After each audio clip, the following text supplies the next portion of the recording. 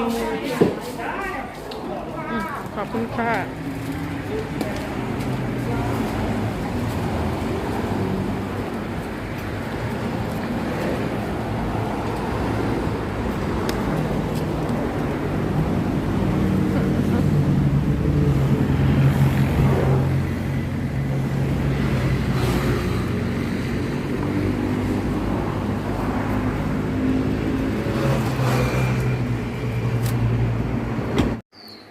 สวัสดีค่ะ FC ทุกท่าน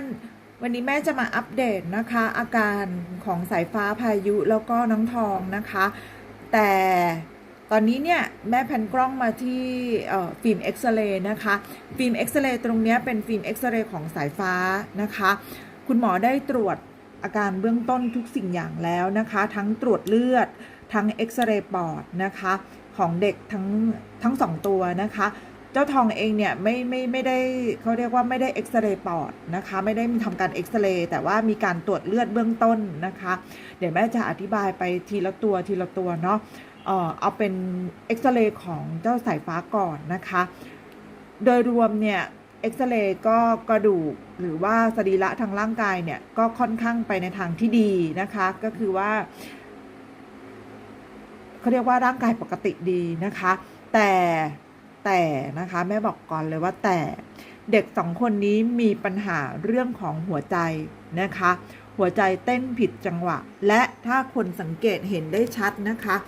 หัวใจของน้องนะคะเห็นไหมคะหัวใจของน้องเนี่ยหัวใจโตมากๆนะคะหัวใจโตมากน้องมีภาวะหัวใจโตนะคะหัวใจของน้องคือตรงนี้นะคะหัวใจโตซึ่งหัวใจของแมวเนี่ยจะต้องเล็กกว่านี้มากๆนะคะอันนี้คือฟิล์มเอ็กซเรย์ของสายฟ้านะคะหัวใจโตหมอก็เลยบอกแม่เบื้องต้นว่า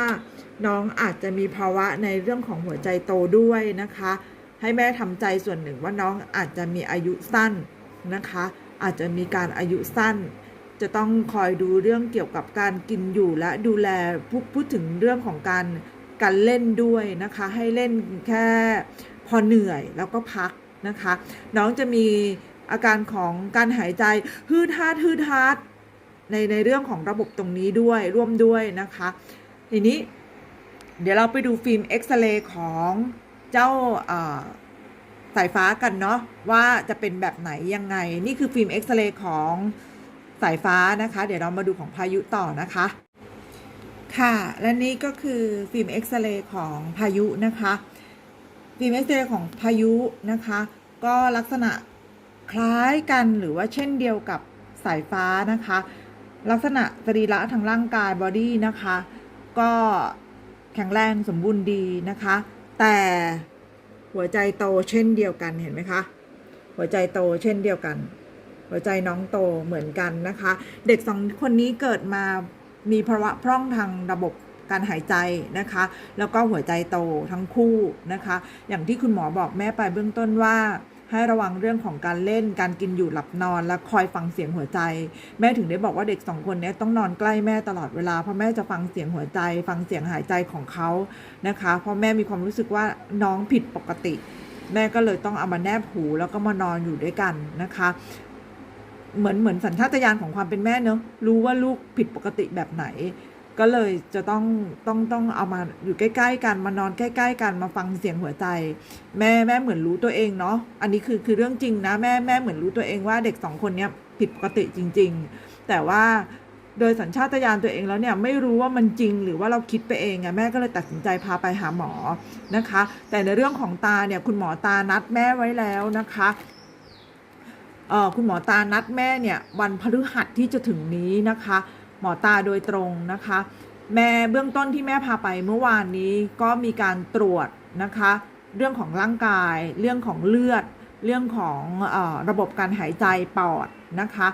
คุณหมอได้ตรวจทั้ง3ตัวนะคะแต่ว่าเจ้าทองเนี่ยไม่ได้เอ็กซเรย์เพราะว่าร่างกายของทองเนี่ยสมบูรณ์แข็งแรงดีนะคะแต่ตรวจเรื่องของเลือดนะคะแล้วก็ตรวจเรื่องของตา สรุปเรื่องของตาเนี่ยหมอยังไม่สรุปได้ว่าตาจะเสียหรือไม่เสียทั้งคู่นะคะ เพราะว่าหมอไม่ชำนาญเกี่ยวกับเรื่องของดวงตาหมอก็เลยแนะนำว่าจะต้องไปคอนซัลท์หมอตาอีกทีหนึ่งจึงแม่นัดหมอตาแล้วนะคะหมอตาจะมาในวันพฤหัสที่20ที่จะถึงขอโทษทีหมอจะมาในวันพฤหัสนะคะเวลา 20 นาฬิกานะคะคือ2 ทุ่มแม่ก็จะไปนะคะไปดูว่าเด็ก2 คนมีภาวะตาเป็นยังไงแล้วจะต้องทำการรักษาแบบไหนนะคะแล้วตาจะต้องมีการตกแต่งหรือผ่าตัดหรือไม่เพราะว่าตาของเจ้าสายฟ้าเนี่ยมีปัญหาจากการแบบเหมือนปิดไม่ลงอะนะคะเราก็ต้องไปดูตรงนั้นนะคะเป็นกำลังใจให้แม่ด้วยแม่ก็เลยทำคลิปนี้เพื่อที่จะมาให้เห็นแล้วก็อัปเดตกันว่าแม่ได้พาลูกไปหาหมอแล้วนะคะแล้วก็เบื้องต้นของอาการลูกเป็นยังไงบ้างนะคะพร้อมทั้งฟิล์มเอ็กซเรย์ที่คุณหมอให้มานะคะแม่ก็อธิบายตามที่คุณหมอได้อธิบายให้กับแม่ได้ฟังเท่าที่แม่จำได้แม่ก็เลยอธิบายให้กับ FC ได้ฟังเมื่อวานนี้ก็มีการตรวจเลือดมีการเอ็กซเรย์แล้วก็ย้อมสีในตานะคะคุณหมอก็ย้อมสีในตาเด็กทั้ง2 คนด้วยนะคะว่าตาผิดปกติยังไงเลนส์แก้วตาเป็นยังไงแล้วก็ส่งเรื่องทั้งหมดให้คุณหมอตาโดยตรงอีกทีหนึ่งนะคะแม่ก็จะต้องไปพบกับคุณหมอตาอีกทีวันพฤหัสนี้นะคะขอกำลังใจของทุกท่านให้เด็กทั้ง3 คนนี้ผ่านพ้นความเจ็บไข้ได้ป่วยไปให้ได้นะคะในเรื่องของหัวใจโตในเรื่องของการดูแลทุกคนไม่ต้องเป็นห่วงนะคะแม่ไม่มีวันทิ้งลูกแม่จะดูแลลูกอย่างดีที่สุดเท่าที่ผู้หญิงคนหนึ่ง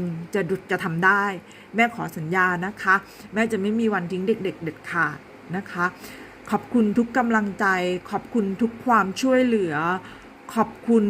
แม่ไม่มีอะไรมากไปกว่าคำว่าขอบคุณและขอบคุณจริงๆขอบคุณมากๆค่ะและแม่จะอัปเดตตลอดเวลาให้ทุกท่านได้เห็นกันนะคะอาจจะช้าหน่อยเพราะแม่มีเขาเรียกว่าภาระมากมายเหลือเกินที่แม่แบกรับอยู่นะคะขอบคุณจริงๆแล้วเดี๋ยววันพฤหัสแม่ก็จะให้ดูกันว่าคุณหมอพูดว่ายังไงต้องบอกไว้ก่อนนะคะว่าที่โรงพยาบาลนี้ไม่ให้แม่อัดคลิปและถ่ายรูปใดๆทั้งสิ้น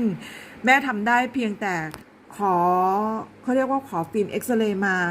เขาก็ไม่ให้ฟิล์มอีกนะอันนี้คือเขาให้ซีดีมาอัดซีดีใส่มาแม่ก็ต้องไปยืมเขาเรียกว่าโน้ตบุ๊กคนอื่นมาเพื่อที่จะมาเปิดซีดีให้กับ FG ได้เห็นกันว่าแม่พาไปรักษาแล้วเอฟเฟกต์ของผลการรักษาเป็นยังไงผลการรักษาเป็นยังไงแม่พยายามอธิบายแล้วก็ให้ FG ได้เข้าใจตรงนี้นะคะให้เห็นภาพมากที่สุดผลเลือดอยู่ที่แม่นะคะแต่ว่าผลเลือดก็มีเยอะแยะมากมายเลยมีเขาเรียกว่าผลเลือดก็มีค่าน้ำตาลเขาไม่ใช่ค่าน้ำตาลสิเขาเรียกว่าค่าเม็ดเลือดขาวสูงทั้ง3 คนนะคะค่าเม็ดเลือดสูงเนี่ยค่าเม็ดเลือดขาวสูงเนี่ยมันเป็นไปได้เพราะน้องติดเชื้อไวรัสนะคะกับเชื้อไวรัสในตรงนี้เนี่ยจะเป็นเชื้อในไวรัสของไข้หวัดด้วยนะคะแล้วก็เจ้าทองเนี่ยเชื้อไวรัสลงตาด้วยเพราะฉะนั้นรายละเอียดทั้งหมดเนี่ยแม่ก็อยากให้คุณหมอได้อธิบายแม่ให้ชัดเจนอีกทีนึงว่าเป็นแบบไหนยังไงแต่ทีนี้แม่ไม่สามารถที่จะอัดเสียงคุณหมอได้ที่โรงพยาบาลนี้นะคะเพราะว่าเขาค่อนข้างที่จะเขาเรียกว่ารัดกุมแล้วก็ไม่ให้ถือมือถือเข้าไปนะคะแม่ก็เลยจำได้เท่าที่ตัวเองจำได้แล้วก็เอาฟิล์มเอ็กซเรย์ออกมาเพื่อที่จะให้ทุกคนได้เห็นว่าแม่ได้พาลูกไปแล้วผลเป็นแบบนี้